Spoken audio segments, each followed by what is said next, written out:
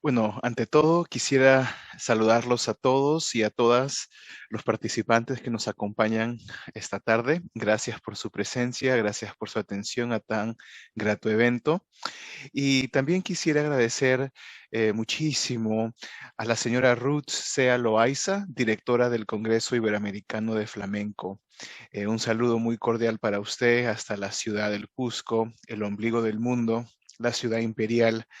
Y yo desde acá, desde Providence, Rhode Island, Estados Unidos, eh, eh, encantado de estar presente aquí, de ser parte de esta conversación. Y bueno, sin más preámbulo, quisiera básicamente hacer una introducción breve sobre el tema de lo que voy a abordar esta tarde. Y he titulado mi presentación La misma gente consumiendo el mestizaje, y voy a hablar del mestizaje desde el punto de vista artístico, desde el ambiente artístico, desde estas políticas de poder que se mantienen en el espectáculo, en las expectativas sociales, en los constructos de estas identidades que sobreviven a la margen del margen, ¿no?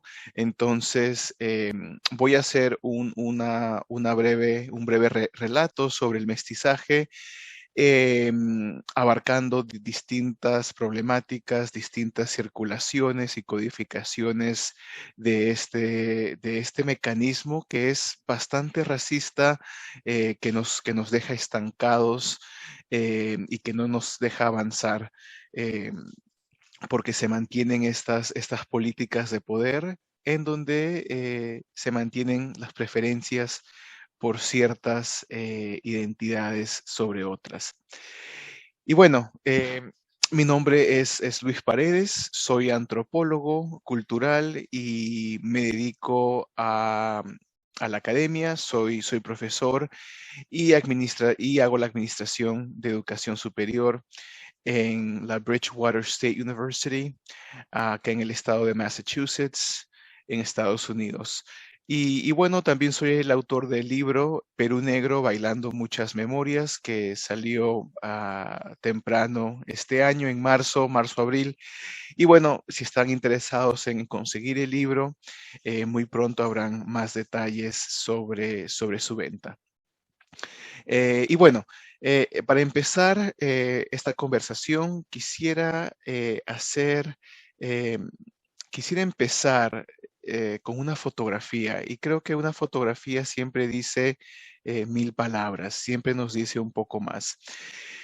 Y creo que esta imagen nos acerca un poco más a lo que entendemos como mestizaje, a lo que se ha dado a conocer, a lo que se ha codificado, a lo que se ha mantenido inclusive como el relato exclusivo de lo que es el mestizaje, ¿no? Este discurso populista bastante romantizado, bastante eh, mistificado también en el contexto de somos todas las sangres, ¿no? Como alguna vez escribió el gran José María Arguedas, pero que de esa ideología de todas las sangres a la realidad equitativa o, o funcional, expansiva, ¿no? Que sea incluyente de todas las sangres, de todas las culturas, de todas las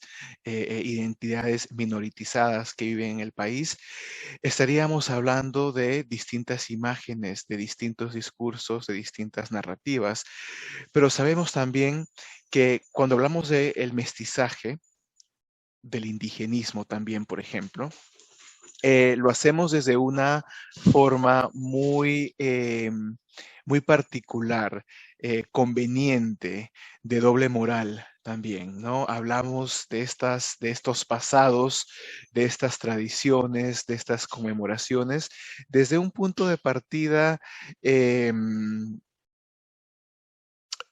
no subjetivo en el sentido de que somos expansivos para hablar sobre nuestras realidades, sino que lo hacemos exclusivo, lo hablamos desde un sujeto de poder, desde un artefacto que vive, que respira, que se mantiene firme y en el lugar adecuado, ¿no? Desde el museo, desde esta idea del museo, de este estancamiento cultural. Y nos toma trabajo, nos cuesta hablar de una sociedad en donde hayan dinámicas de poder que sean parciales, que sean igualitarias, donde todos tengan la misma oportunidad, el mismo chance de sobrevivir, de hacer patria, de vivir el día a día.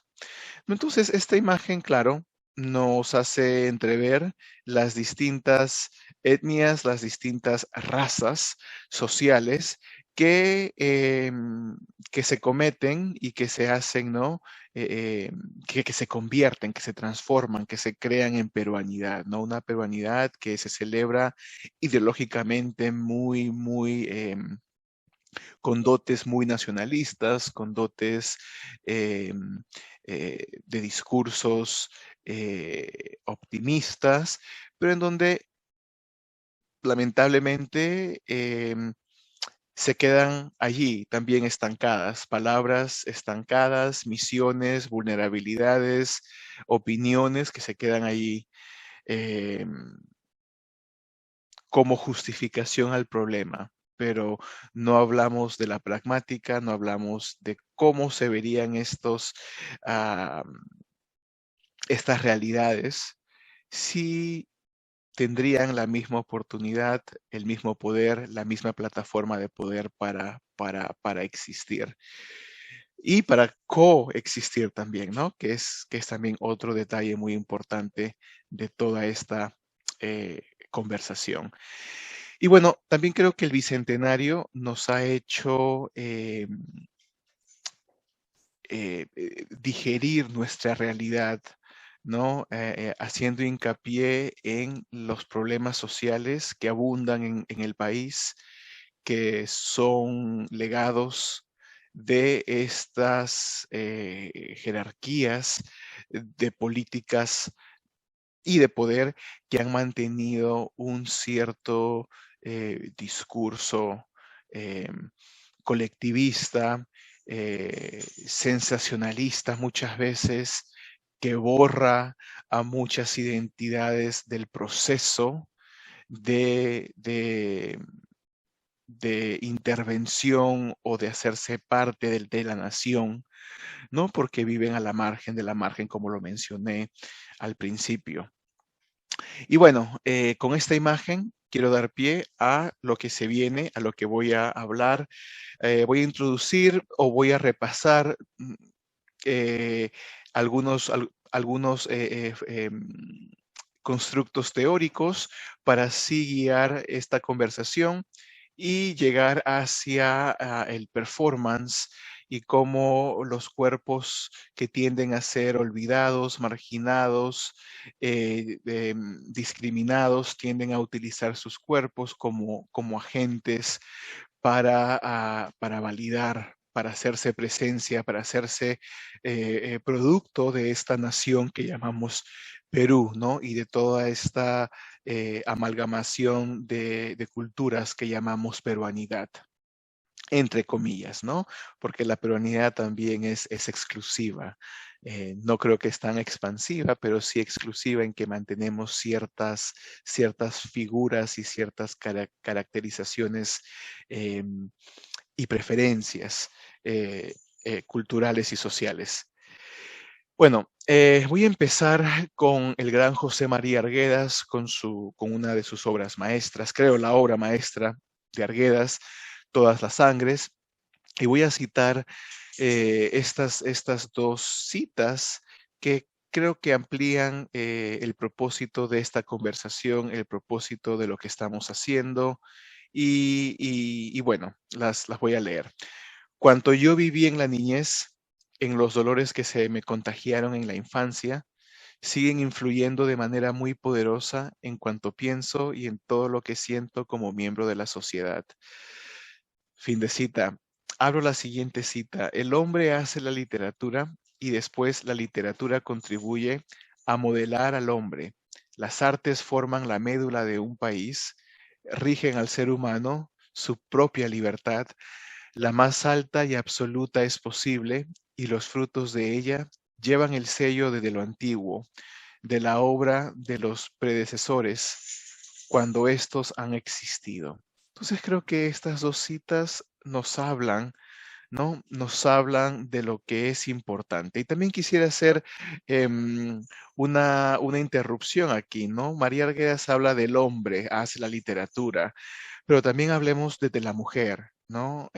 Hablemos de que, claro, desde un constructo social, el patriarcado sigue rigiendo mucho poder, pero también creo que sería importantísimo y creo que nos ayudaría a curar muchas de estas heridas si hablamos del país desde el matriarcado, ¿no? Desde la matria, la madre, que es creo que muy importante en eh, se puede pensar nuevas posibilidades y nuevas formas eh, de hacernos parte de estos mestizajes, de estas otras realidades que se, que se mantienen en el país.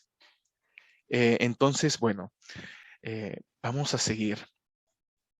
Ahora quiero hacer también algunas marcar ciertos puntos históricos que han mantenido y que todavía se manifiestan en los discursos nacionales, en las narrativas de pobreza, de victimización, todo esto que se da en el país.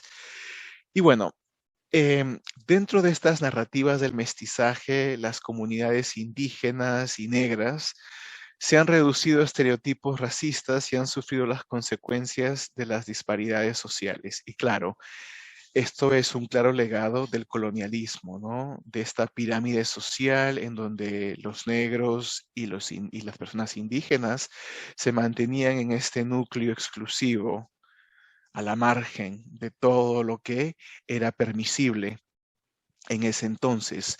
Y desafortunadamente todavía se mantienen esas expectativas sociales en nuestra sociedad.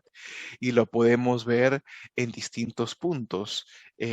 Vamos, sin ir tan lejos, si nos enfocamos en la televisión, en los medios de comunicación, en las plataformas sociales, se tiende a preferir ciertas estéticas de belleza, entre comillas, lo que se denomina como bueno, como malo, lo que es aceptable, lo que es no, inclusive en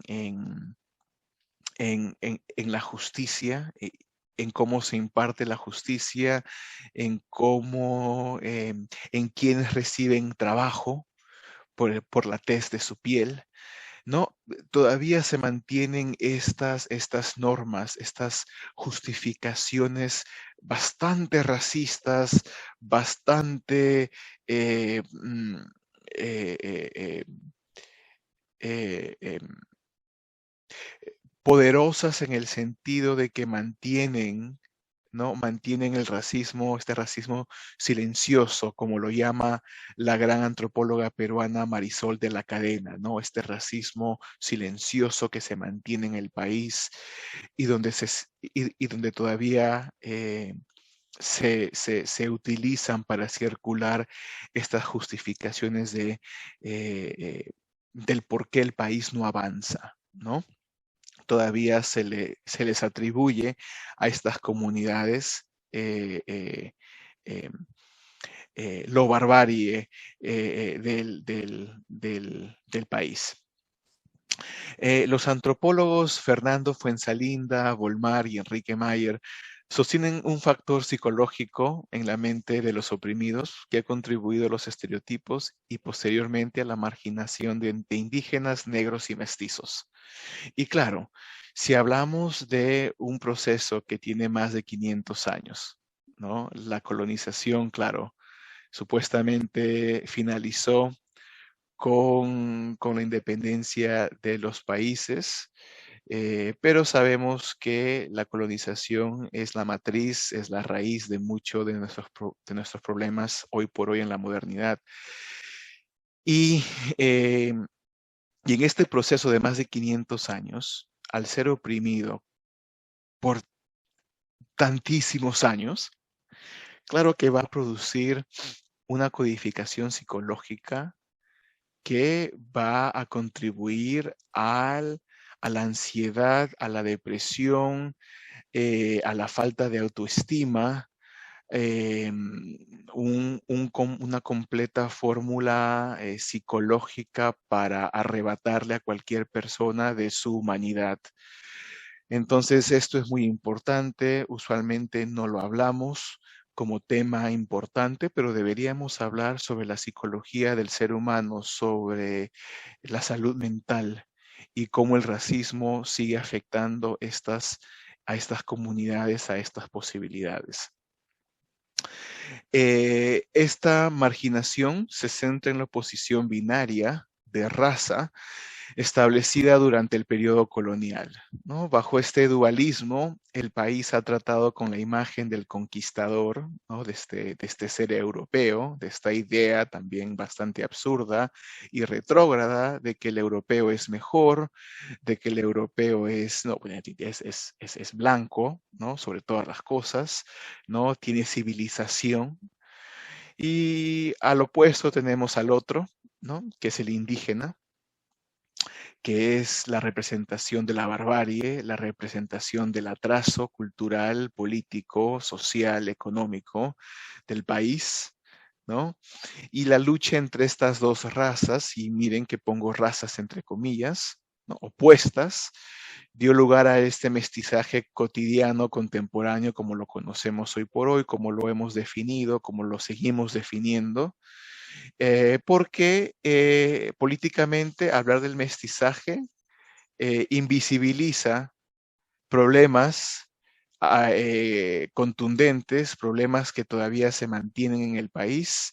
Y bueno, de eso hablaré pronto, en unos cuantos minutos más. Dentro de los factores psicológicos que afectan a estas comunidades, existe un prejuicio urbano entre los mestizos de Lima, que contribuyó a los estereotipos de las poblaciones indígenas o provincianas, que varían según el periodo histórico y las respectivas manifestaciones tradicionales, etiquetado a cada grupo. Y claro, en el Perú somos racistas de forma eh, que nos enfocamos tanto en el fenotipo, en las etiquetas sociales, raciales que nos damos uno al otro, ¿no? Y claro, Lima siendo la ciudad capital, el centro de la colonia, de la corona española en su momento, y donde se mantuvieron estas jerarquías de poder, ¿no? Claramente contribuye a afirmar sobre todo, a ser dominante, a normalizar estas cuestiones de preferencias raciales que se mantienen en el país hoy por hoy. Independientemente de las diferencias establecidas, los peruanos se clasifican a sí mismos según los atributos fenotípicos, las divisiones geográficas y los ideales basados en la cultura, el estatus económicos y el clasismo social. Somos una sociedad bastante clasista, donde indagamos sobre el estatus económico, mm, con los apellidos inclusive, ¿no? ¿Cuál es tu apellido? ¿Cómo suena tu apellido? Tendemos a ser más, eh, nos gusta o celebramos apellidos extranjeros, apellidos que suenan bonitos, ¿no? Que suenan italianos, que suenan ingleses, que suenan americanos. Nos gustan esos apellidos porque nos hace sentir un poquito mejor, ¿no? Que somos un poquito mejor. Y rechazamos todo lo que es, ¿no? Común y corriente, todo lo que es marrón, ¿no? Hay esta fuerte, fuerte preferencia, quizás no entre las masas, entre la gente común y corriente como tú y yo, sino que se mantienen estos discursos en las narrativas nacionales, ¿no? En cómo se entiende al otro, en cómo se entiende a las personas que no son parte de esta plataforma exclusiva, ¿no? Porque lo es exclusiva. Y recordemos que cuando somos exclusivos, estamos excluyendo a alguien. Entonces debemos pensar en ser expansivos, ¿no? Em, eh, porque si hablamos de inclusión, otra vez, ¿no? Estamos siendo exclusivos también. Tenemos que ser expansivos. Bueno, siguiendo con mi lectura em, de el mestizaje en el país, quiero hablar un poquito sobre esta dicotomía entre la civilización y la barbarie que todavía se mantiene, no solamente en el Perú, sino en todas las Américas o en cualquier lugar donde la colonización se dio.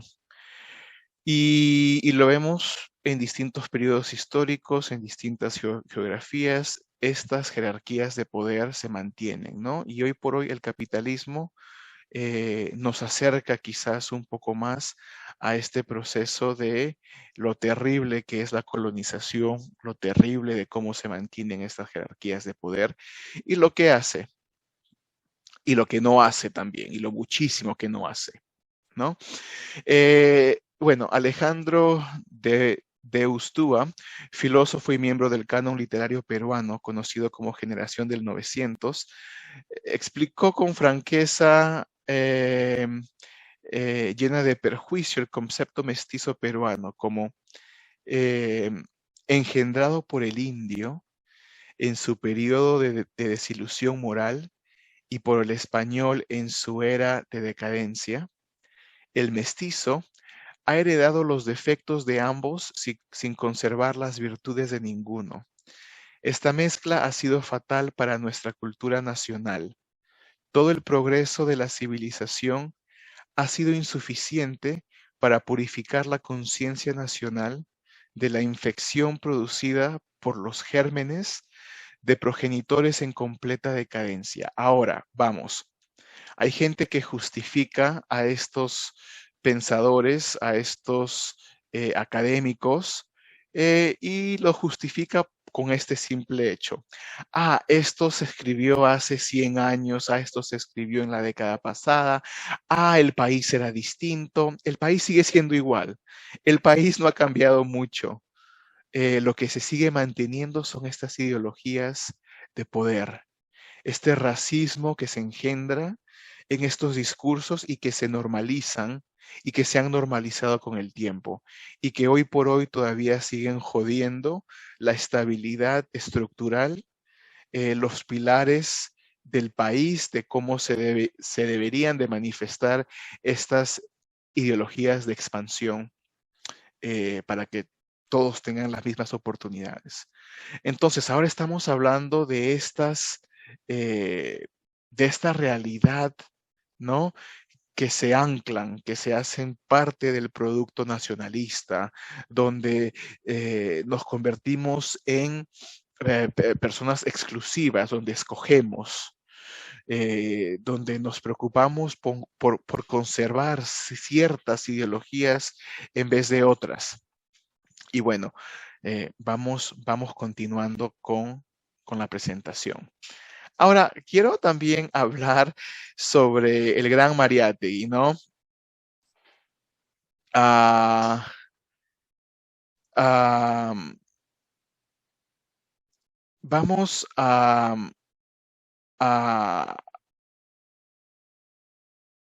bueno, quisiera también hablar sobre estos, bueno, seguir hablando sobre estos discursos que nos han mantenido en este estancamiento social cultural. Y bueno, José Carlos Mariátegui expuso esta noción que interrogaba las ideologías del nacionalismo peruano, pero daba por sentado que la nación era una entidad estable y coherente. No creo que sea estable y coherente hoy por hoy, creo que nunca lo ha sido. Su argumento discute la composición racial del país y cómo contribuyó a su atraso. A través del ente marxista, del materialismo histórico, Mariátegui argumentó que la inestabilidad del país está conectada al problema del indio, y sobre todo por el problema de las tierras, ¿no? Que lo vemos hoy por hoy, ¿no? El despojamiento de las tierras, cómo esto mantiene eh, eh, los problemas, ¿no? Eh, entonces, siguiendo con esta problemática, el problema del indio fue atribuido al atraso del país porque los indios, como se les llamaba, ¿no? Cotidianamente y antiguamente, han estado sometidos a un colonialismo cíclico y despojado de sus tierras, de sus propiedades, ¿no? Este colonialismo cíclico entonces se mantiene en nuestras realidades. También excluyó a los negros y los consideró parte del problema nacional debido al estigma negativo asociado a su pasado como esclavos y los retiene en ese momento, ¿no? Eh, en esa temporalidad histórica. Y esto es lo que dice él sobre los negros. El aporte del negro, vendido como esclavo, casi como mercadería, aparece más nulo y negativo aún. El negro trajo su sensualidad, su superstición, su primitivismo, no estaba en condiciones de contribuir a la creación de una cultura, sino más bien de estorbarla con el crudo y viviente influjo de su barbarie. Entonces acá otra vez vemos esta manera brutal de definir humanidades simplemente por el hecho de tener una tez de piel distinta, donde se marcan atributos, donde se marcan perjuicios, donde se marcan eh, una hostilidad permanente, ¿no? Que todavía se palpa en el país y que lo vemos desafortunadamente en muchísimas realidades. Este racismo, este análisis racista sentó las bases para estudios posteriores sobre la nacionalidad peruana, el nacionalismo peruano, etcétera. Y bueno, vamos a como que, como que a tomarnos un tiempito para digerir, ¿no? Estas realidades que todavía afectan al país, ¿no? Por ejemplo, otra vez y regresando a nuestras producciones artísticas, a lo que se consume diariamente en el país, ¿no? Las representaciones de estéticas que se ven en la televisión, en los medios de comunicación, se mantiene, ¿no?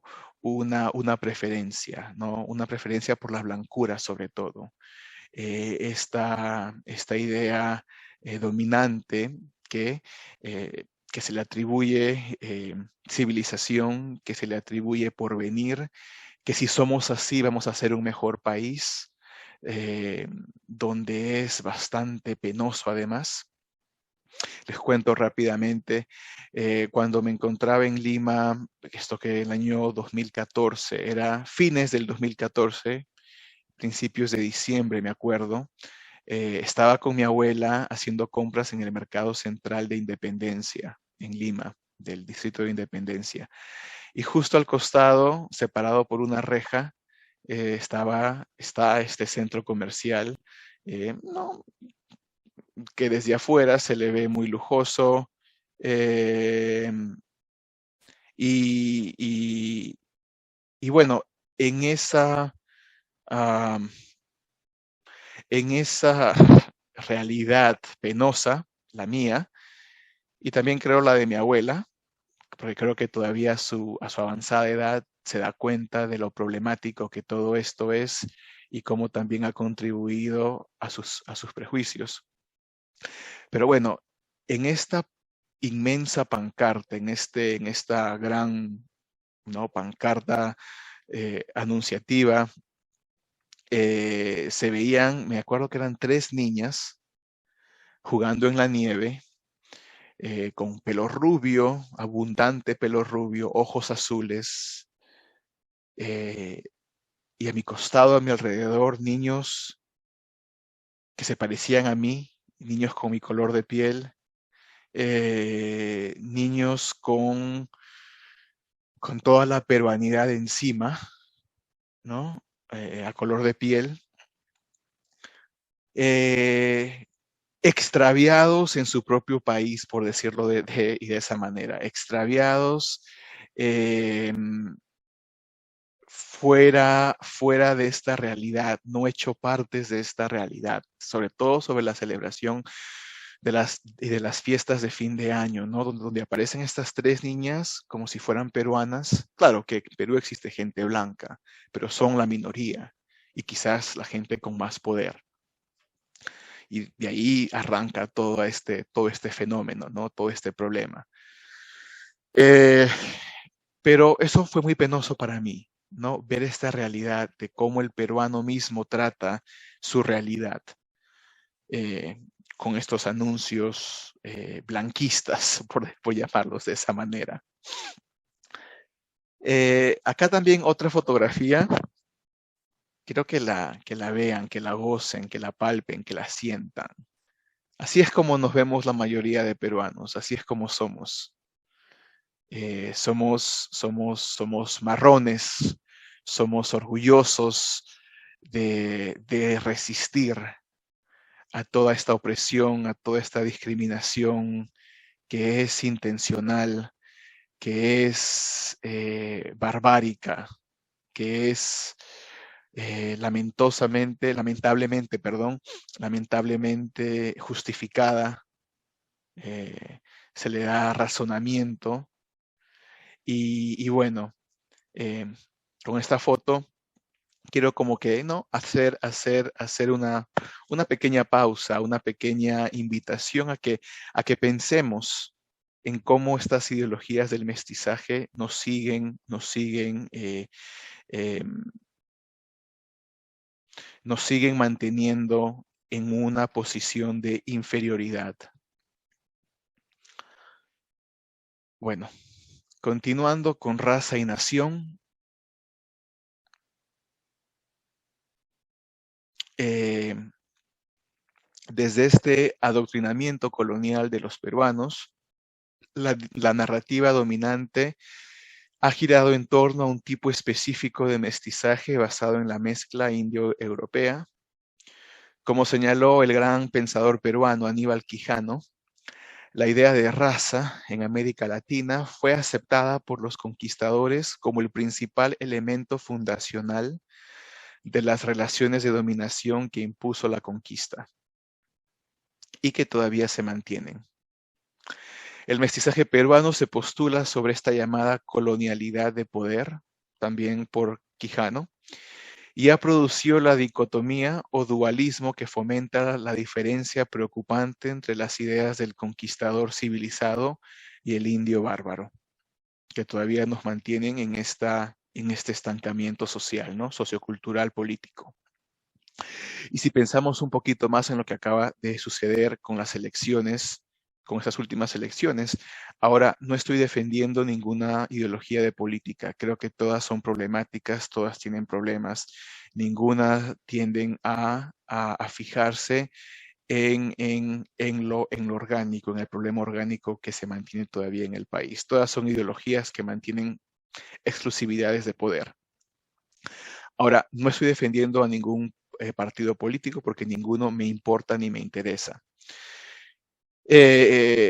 pero sí hablemos de lo trágico que fue todo este racismo que se ventiló, que, que además se permitió, que se justificó en las plataformas de comunicación durante las elecciones pasadas, donde este periodo electoral pasado. Qué trágico, el señor presidente eh, Castillo, sea bueno, sea malo, eso no está en discusión. Lo que está en discusión es cómo se deshumaniza su realidad, su vida, su trabajo, cómo se cholea, ¿no?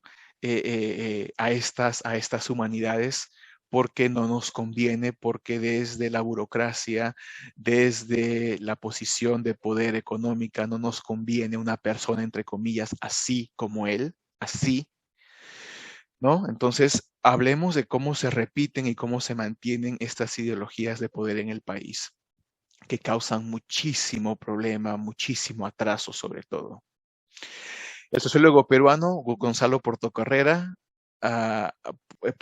Portocarrero, asegura que en el Perú todos somos racistas, por esta misma idea de que como somos mestizos podemos ser racistas el uno con el otro. Los académicos Virginia Zavala y Roberto Sariquiei reconocen que el mito del mestizaje en el Perú invisibiliza el racismo debido a la norma colectiva que afirma que todos en el Perú son mestizos. ¿No? Te voy a negrear, te voy a cholear porque eres así. No, porque yo también soy cholo, entonces porque yo también soy cholo te voy a marginar aún más, voy a buscar un rasgo más, un prejuicio más para joderte la vida, ¿no? Es así como trabaja el peruano, ¿no? Yo soy igual que tú, pero yo voy a buscar la forma de hacerte menos que yo.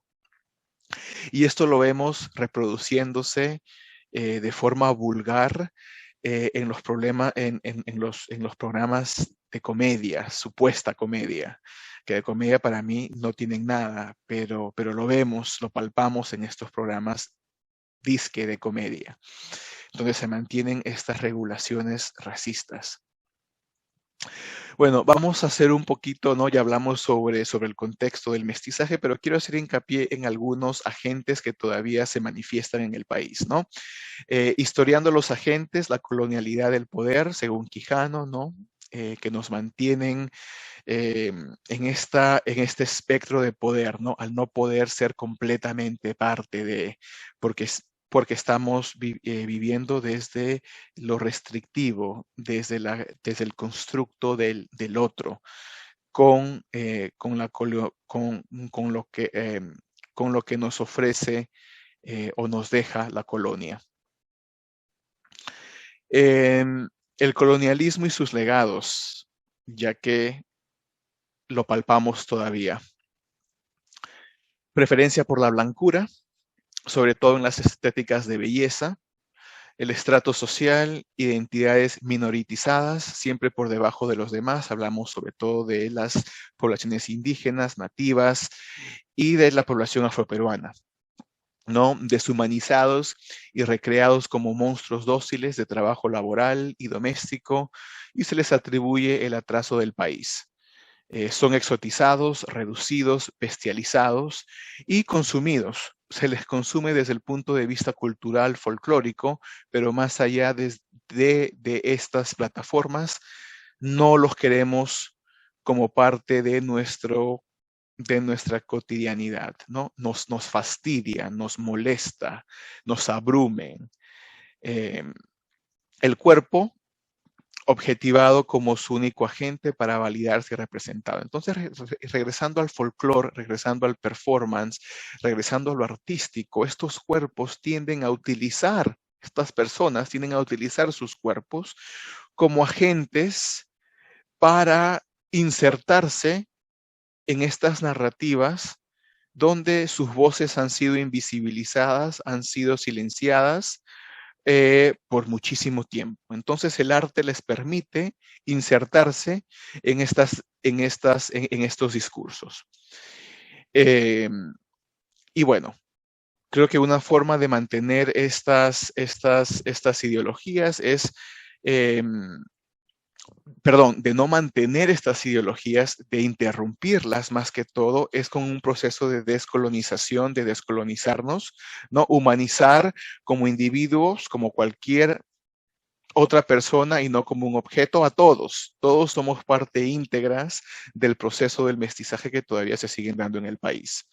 Darle voz y agencia para una propia libertad, aceptar la noción de culturas híbridas, ¿no? Este es un concepto de García Canclini, que somos más que una reproducción estática, somos más que un mestizaje común y corriente, somos mucho más que eso, estamos en una constante reproducción, ya que tenemos que pensar en que no hay cultura exacta, no hay tradición pura, todas son invenciones que se dan con momentos históricos, con procesos culturales, sociales, etcétera. Entonces somos personajes híbridos, somos más que dos cosas, más que dos identidades, ¿no?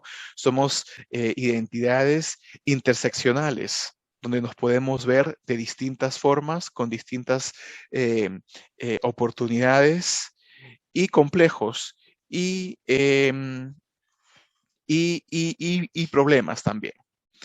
¿No? Contextualizar y celebrar nuevos mestizajes, ¿no? Tricotomías, ¿no? Para poder avanzar también como sociedad, para podernos pensar eh, con esta misma idea de desde la intersección, ¿no? Eh, Pensemos en los terceros espacios que se crean, ya que no encajamos ni en la una ni en la otra. Pensemos en las identidades que son oprimidas, discriminadas, no encajan en este espacio, no encajan en el otro, entonces van a crear su propio espacio, van a crear su folclore, van a crear sus manifestaciones, van a crear su forma de existir, su forma de resistir, ¿no? También el mimetismo, ¿no? Esta idea de querer imitar para ser parte de lo exclusivo, ser parte de esta expectativa colonialista que todavía nos invade, que todavía es parte de nuestra, ¿no? Colonización psicológica. Pensemos en la hibridación, como lo hace García Canclini, ¿no? Homi Bhabha nos ofrece estas expectativas desde la poscolonia, colonialidad, para pensar, ¿no? Para repensar nuestra posición en estos espacios, ¿no? Como producto del colonialismo, ya que todos nosotros somos producto del colonialismo que todavía se mantiene desafortunadamente en el país. Y a la vez también utilizar los mismos estereotipos propagados para elevar y validar la presencia, ¿no? De estas comunidades minoritizadas, de estas comunidades que existen a la margen del margen, ¿no? Y también hablar sobre el consumo y comodificación, mercantilización de la cultura, ¿no? Que todavía se da, que se manifiesta en nuestro país todavía. Vamos a pensar en el sector turístico, ¿no? En donde vemos cómo se consumen a estas culturas originarias, ¿no? Eh, Donde se mantienen en una cierta congelamiento histórico, digámoslo así, para satisfacer el consumo del turista, ¿no? O la expectativa del turista. Y como también las personas de esta misma comunidad que se vende, que se hace ser parte del consumo, rectifica, ¿no? O rectifica con estas ideas también. Sabe que va a vender, sabe que va a sobrevivir, ¿no? Porque tiene la expectativa del turista, ¿no? Entonces se convierte en un esencialismo estratégico, como lo diría Spivak en su momento, ¿no? En donde culturas oprimidas, marginadas, utilizan estas mismas marginaciones estereotípicas para vender, para hacerse parte de, para mantenerse vivas, ¿no? Y es así como muchas de nuestras culturas se mantienen, ¿no? Vamos a pensar en la cultura afroperuana, desde el baile, desde la coreografía, desde la performatividad. Vamos a pensar en el folclore andino, en los bailes, en las danzas folclóricas, etcétera. Se mantienen, ¿no? Estos esencialismos estratégicos, ¿no? Donde por una parte se mantiene la cultura, eso está de por visto, pero a la vez también se consume, se prepara, se hacen para que otros la consuman, ¿no? Y bueno, algunas herramientas, ¿no? Tenemos que eliminar las barreras sociales, políticas y culturales entrelazadas por la dicotomía de esta civilización y barbarie que todavía nos persigue, ¿no? No existe cultura autóctona, mucho menos pura. Las culturas siempre están en contacto. La idea de regresar a una cultura autóctona es, creo que, desde el punto de vista antropológico, no se puede llegar a tal momento porque no va a ser igual. Las culturas cambian, nosotros cambiamos. Yo soy una persona muy diferente a lo que era 10 años atrás y me imagino que de acá a 10 años voy a pensar quizás muy distinto o quizás igual o quizás con muchísima más profundidad, quién sabe. Pero la idea es la misma. Todos maduramos y con esa madurez existen cambios. Y lo mismo existe con las culturas. Por ejemplo, pensemos en la Navidad. O sea, Perú, con la historia que tiene, no se debería de celebrar la Navidad, ya que es una fiesta cristiana. Y si hablamos de el indigenismo profundo del Perú, no estaríamos celebrando a un niño Dios, ¿no? El mes de diciembre. O comer panetón, o comer pavo. Todas estas cositas, todas estas expectativas sociales son invenciones de una tradición, ¿no? Que llegó al Perú, pero que no es del Perú. Entonces, tenemos que ser un poco más de mente abierta para pensar en cómo se mantienen las culturas vivas, ¿no? Y también creo que podemos crear epistemología desde nuestro punto de partida, desde el indigenismo, desde el mestizo, desde el otro, desde el estereotipo. Se puede crear todas estas ¿no? Ideologías. Pensamientos nuevos que incluyan las vivencias y relatos de los otros, lo subalterno, los olvidados y marginados, ¿no? Hay estas reinvenciones, estos reavivamientos, reivindicaciones. Y creo que haciendo esto vamos a poder tener eh, conversaciones más profundas, más expansivas, donde las voces de estas personas o comunidades que han sido olvidadas, invisibilizadas, se mantengan y se lleven al frente, ¿no?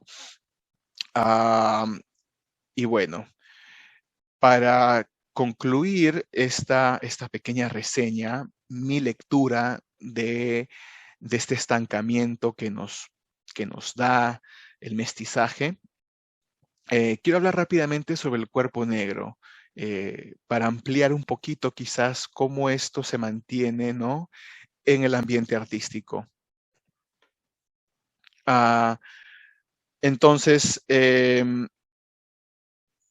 durante la esclavatura, right, los negros y negras fueron extirpados de sus tradiciones, lenguajes, religión, atuendos. Vamos a hablar sobre la cultura.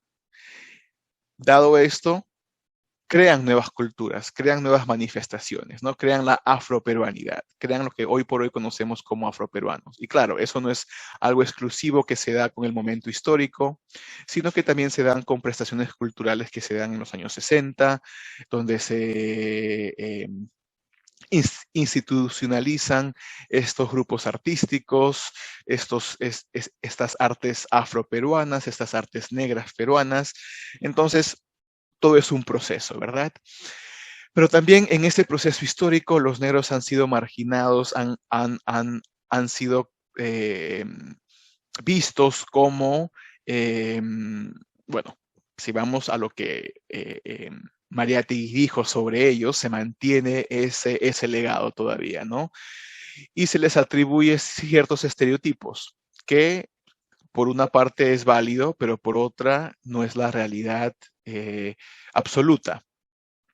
Entonces, en vez de biologizar, ¿no? O esencializar los talentos, que usualmente son estereotipos atribuidos a los negros, pensemos en las particularidades que los unen a través de la diáspora, que son compartidas culturalmente. Por ejemplo, la opresión y la resistencia, ¿no?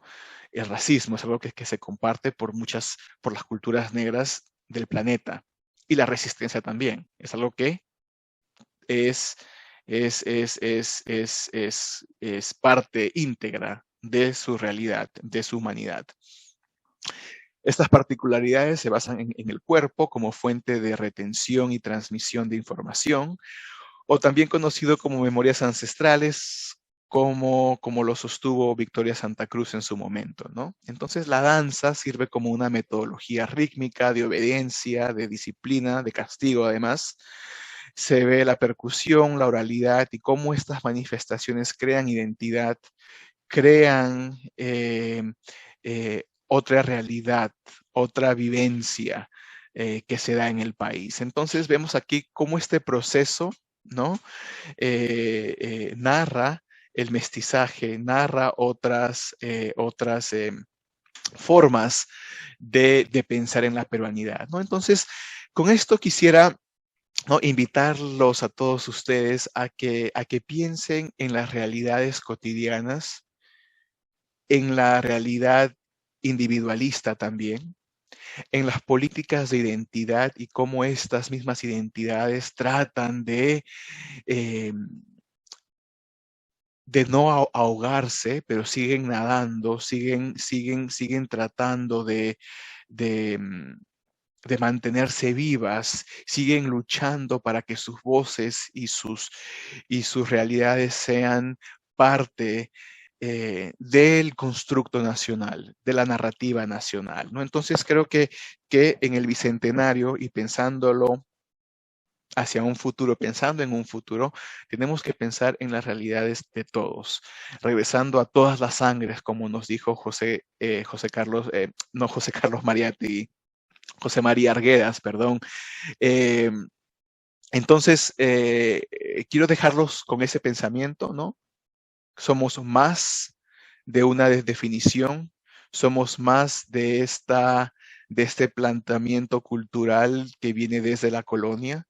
Tenemos que empezar a descolonizarnos, empezar a hablar de situaciones cotidianas, hablar de cómo se mantienen este racismo sistémico que es parte de la estructura nacional del país.